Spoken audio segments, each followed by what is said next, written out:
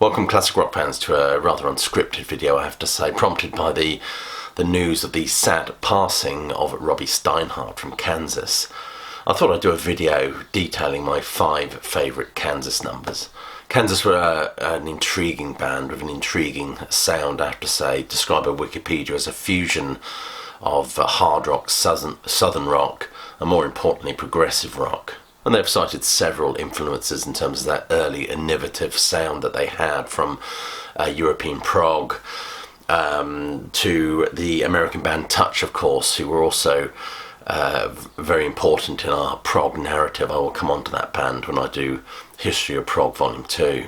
And the lyrics, of course, Livgren's wonderful, wonderful lyrics on those early albums. Walsh, of course, wrote songs as well. But Livgren's lyrics dealt with a kind of yearning, a mysticism, and explored Eastern philosophies. Its allusions to myth and legends and journeying helped form the very identity of this band. As I said earlier, the early Kansas sound is very much influenced by bands like Yes and Genesis. But Steinhardt's violin adds a specific magical ingredient. Unlike how the violin is used in European prog and progressive rock bands, it's rooted firmly in the sound of the Midwest, the American heartlands, which provides some fascinating contrasts and dynamics in terms of the music of this band. For me, those first 5 albums by Kansas are absolutely remarkable. I love every single one of them. Then, of course, we get the live album. Then after that, we get what I call a kind of a falling off. You may disagree with me. But I think Monolith, for example, they start to move away from those European prog, progressive rock influences and start to pursue a harder, more accessible rock sound. And for me, it's a little bit downhill from Monolith onwards. Then, of course, they eventually become a fully fledged Christian rock band. Some of the later albums I've really enjoyed, but those later albums are very much harking back to that classic sound of those established with those early records. So my top 5 Kansas numbers are: number 5, we'll start with Closet Chronicles from Point of No Return. This is the Howard Hughes allegory, the fallen king, shall we say. My name is Ozymandias, King of Kings. Look on my works, ye mighty, and despair. I love the line from this song. I heard the king was dying, I heard the king was dead, and with him died the chronicles that no one ever read. This is supported by that flute-like organ droning, which contrasts with the Point of No Return with the more triumphant passages on that album. It's an extended piece, a Baroque-inspired piece, I think, and I think I read somewhere that there's a definite nod to Genesis for this one. Number 4 is Lamplight Symphony from the Song for America album. Very dramatic opening with that drum roll and that explosion of sound, heavy use of synth that gives way to Steinhardt's violin, providing some really nice, intricate atmospheric texture. That's before we get the very melancholic voice of Walsh, perfectly communicating, encompassing the emotional gravitas that is this song, the exploration of loss. It's a wonderful and heartfelt examination of grief and maybe the desire just to be elsewhere.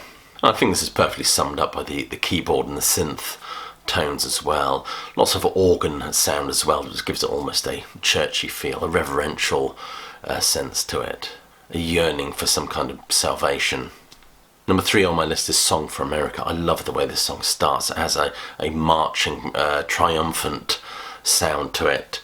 The whole tone of it embodies an initial sense of adventure. That sweeping orchestrations and optimism that's embodied in the musical textures at the beginning of this number.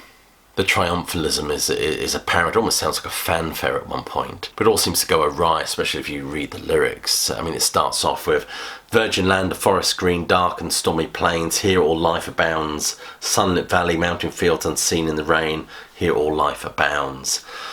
I mean, you could argue that this song has a very strong eco sentiment to it, as it suggests man's total disregard for the natural environment. That sense of hubris that has sprung from the need to conquer. The closing verse starts with highways scar the mountainsides, buildings to the sky, people all around, houses stand in endless rows. But this, the arrangement of this number is just wonderful. I think it's a prog epic. Number 2 is Pinnacle from Mask, an exquisite symphonic number, a big sound that surrenders to the exquisite and delicate phrasings of Steinhardt's violin before going all nursery crime on us. Excellent use of time signatures and tempos, and its use of dynamic contrasts are just absolutely remarkable. Then we get the double track vocal of Steve Walsh that comes in, and that swell of synth, which all contributes to this number being almost emotionally overwhelming. To be in the presence of such beauty. As I said before, Lennon, Vladimir Ilyich, not the walrus, said that listening to music made you aware of such profound beauty in the world, and distracted your thoughts from the absolute horrors that surround us. Paraphrasing, of course, here. Number 1 is Icarus, Born on the Wings of Steel, also from the Mask album. This is a transcendent number for me, carried by the sheer beauty of Walsh's voice.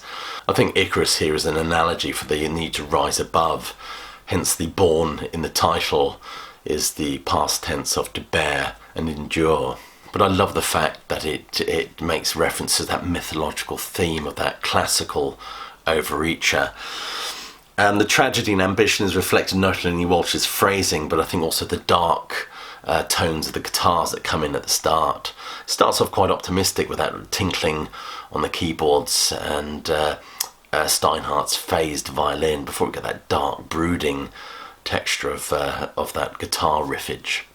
I mean, I love the lines, soaring on the wings of dawn, and I won't come down no more.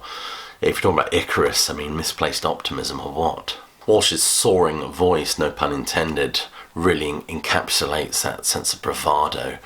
Anyway, that's my top 5 Kansas numbers. I'd like to dedicate this video to the memory of Robby Steinhardt, whose violin and this wonderful band's music has certainly helped me rise above the noise and confusion of everyday life. Anyway, I'd be interested to know what your top 5 Kansas numbers are. Please leave your comments below. Other than that, please be sure to click like, subscribe, and do check that bell. And check some of the links below this video for the ways you can support the work done here at Classic Album Review. So I'll just leave you by saying, hope you're all well and enjoying the summer. More importantly though, please do keep listening.